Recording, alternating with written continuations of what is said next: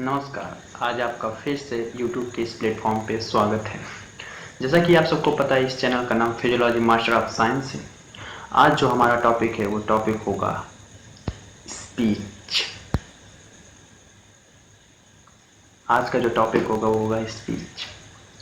आज हम स्पीच के मैकेनिज्म को समझेंगे, आज हम स्पीच के मेथड्स को समझेंगे, आज हम डेवलपमेंट ऑफ स्पीच समझेंगे, आज हम स्पीच का प्रोडक्शन समझेंगे।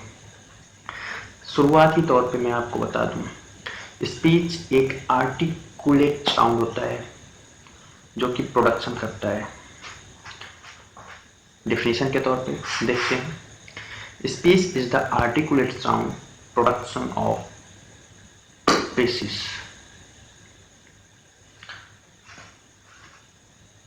तो दोस्तों, जैसा कि आप सभी जानते हैं, इस YouTube के प्लेटफॉर्म का नाम फिजियोलॉजी मास्टर ऑफ साइंस है। क्या आवाज़ नहीं आ रही? शायद आवाज़ आ रही, आवाज़ आ रही, सॉरी। तो इस YouTube के प्लेटफॉर्म का नाम फिजियोलॉजी मास्टर ऑफ साइंस है और मेरा नाम आदर्श। आज का जो टॉपिक होगा वो होगा स्पीच। इंटरनेट पर, YouTube पर और कहीं आप सभी लोग इस कंटेंट के बारे में जाके सर्च करिएगा। अगर आपको मिल जाएगा तो बताइएगा। देखिए, ये कंटेंट आपको मैंने कई साइट्स पे जाके सर्च करके इस कंटेंट को मैंने बनाया है। अगर बीच में छोड़ के आप सभी जाएंगे तो आज का जो टॉपिक है वो आपको समझ में नहीं आएगा। जी हाँ, इसको समझने के लिए आपको थोड़ा साइंटिफिक मेथड में चलना होगा मेरे साथ। तो टाइम वेस्ट ना करते हुए हम अपने टॉपिक की शुरुआत करते हैं। तो शुरू में ही आपको मैंने बता दिया कि स्पीच जो है वो आर्टिकुलेट साउंड का प्रोडक्शन करता है। अगर आप सभी को बता दें तो ये माइंड की सबसे हाईएस्ट फैकल्टीज को कमांड करता है। क्या? स्पीच। सबसे पहले हम इसके मैकेनिज्म को समझेंगे। अभी मैंने आपको बताया, इस बात पे बहुत ज़्यादा ध्यान दीजिएगा, जो स्पीच है ये अपने माइंड के सबसे हाईएस्ट फैकल्टीज को कोऑर्डिनेट एक्टिविटी में कमांड करता है। जैसा कि आप सभी ने देखा होगा और बहुत सारे सेमिनार्स में आप सब गए भी होंगे कि बहुत सारे लोग स्पीच देने के लिए इनवाइट किए जाते हैं। बोलते हैं आज मेरा स्पीच कॉम्पिटिशन है या फिर स्पीच देने के लिए आइए। तो बड़े बड़े सेमिनार में, बड़े बड़े पार्टीज में सब लोग आते हैं, स्पीच देते हैं। यहाँ पर एक अलग प्रकार की मोटर सेंसरी काम करती है। सबसे पहले हम इसके सेंटर्स के बारे में काम करेंगे, थोड़ा इसके सेंटर्स के बारे में समझेंगे। यहाँ पे एक मोटर सेंसरी होती है, एक फिजिक्स सेंसरी होती है। क्या? Physics sensory. जब हम साउंड को बार बार रिप्रोड्यूस करते हैं तब उसे हम स्पीच कहते हैं। डिफिनीशन के तौर पे या फिर आप कह सकते हैं, when a sound is verbally reproduced and that is what we call speech। अब बात सेंटर की करेंगे। जैसे हमने अभी अपने इस स्पीच में आपको मैंने एक सेंटर नाम का वर्ड बोला था कि ये सेंटर से उत्पन्न होती है। सीधी बात है, हमारी जो स्पीच की कमांड होती है वो एक सेंटर से उत्पन्न होती है। जी हाँ, आपको हम बताएंगे कि स्पीच का सेंटर राइट हैंडेड और लेफ्ट हैंडेड पीपल का कहाँ होता है। देखिए, आपने देखा होगा यहाँ पे टू टाइप्स पीपल होते हैं। एक होते हैं राइट हैंडेड पीपल, राइट, एक होते हैं लेफ्ट हैंडेड पीपल, लेफ्टी। उन सबका जो कमांड होता है वो अलग अलग तरीके से होता है, यानी बोलने का मैकेनिज्म या फिर उसे आप मेथड भी बोल सकते हैं। ये सभी आपको समझने में थोड़ी सी दिक्कत होगी, लेकिन आप हमारे साथ अगर बने रहिएगा इस वीडियो के लास्ट तक तो हम आपको समझाने की कोशिश करेंगे स्पीच का मतलब होता क्या है।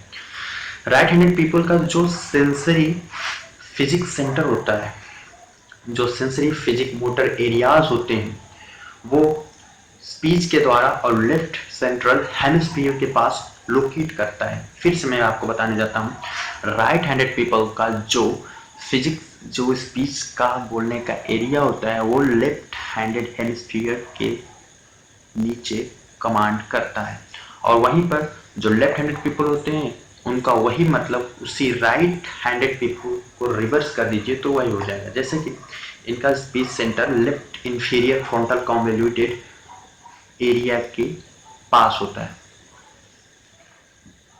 मतलब कि जो बोलने वाला भाग होता है वो फ्रंटल कॉन्वोल्यूटेड एरिया के पास होता है। अब बात करेंगे डेवलपमेंट ऑफ स्पीच। अगर यहाँ तक आपको समझ में आ गया होगा दोस्तों, तो अब हम बात करेंगे स्पीच का डेवलपमेंट कैसे होता है, स्पीच की शुरुआत कैसे होती है। मतलब कि स्पीच का डेवलपमेंट आप सबको, आपको ये बताने से पहले मैं बता दूं, हमारे शरीर में ऐसे बहुत सारे कॉम्प्लेक्स मोटर प्रोसेस होते हैं और इन्हीं में से एक पर डेवलप होती है, इन्हीं में से एक पर डिपेंड होती है जिसका नाम कोऑर्डिनेट एक्टिविटीज है। शुरू में मैंने आपको बोला था कि ये कोऑर्डिनेट एक्टिविटीज से कमांड होकर स्पीच निकलता है, मैंने आपको शुरू में बताया था। हमारे शरीर में बहुत सारे कॉम्प्लेक्स मोटर एरियाज होते हैं और इन्हीं में से एक पे डिपेंड होता है जिसका नाम है कोऑर्डिनेट एक्टिविटीज। और फिर आप नंबर ऑफ सेंसरी फिजिक्स और मोटर एरिया भी बोल सकते हैं, इन्हें आप नंबर ऑफ सेंसरी फिजिक्स और मोटर एरियाज भी बोल सकते हैं। जैसा कि आप सबको बता दें, एक उदाहरण के तौर पे हम एक छोटे बच्चे को लेते हैं। छोटा बच्चा जो कि अभी इन्फेंट बेबी जिसे हम बोलते हैं जन्मजात शिशु, अभी 1 महीने का हुआ हो या फिर 2 महीने का, वो जब क्राइम करता है, ध्यान से सुनिएगा, इसको उदाहरण के तौर पे हम लेंगे, आपको समझाने की कोशिश करेंगे। वो जब क्राइम करता है, क्राइम के दौरान जब वो क्राइम करता है तो उसके विजुअलाइजेशन एरियाज से कमांड आता है, उसके ऑडिटरी सेंसरी से कमांड आता है और वो क्राइम करता है, वो क्राइम करता जाता है। वो जो एयर होती है उसके लंग्स से होते हुए कमांड करते हुए आती है।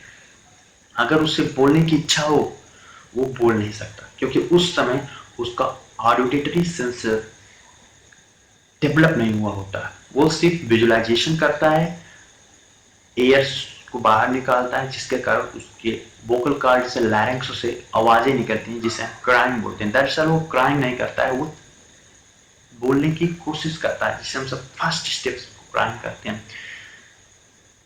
और हाँ, एक और होता है जिसको हम सब ब्रोकाज एरिया भी बोलते हैं दोस्तों। इसके बारे में आप सर्च करके थोड़ा सा पढ़िएगा तो आपको मजा भी आएगा। चलते हैं, अगर आपको अच्छा लगा होगा ये हमारा टॉपिक तो शेयर और सब्सक्राइब जरूर करिएगा। मैं फिर से आपको अगले वीडियो में एक बेहतरीन टॉपिक और बेहतरीन इम्पोर्टेंट लाने की कोशिश करूँगा।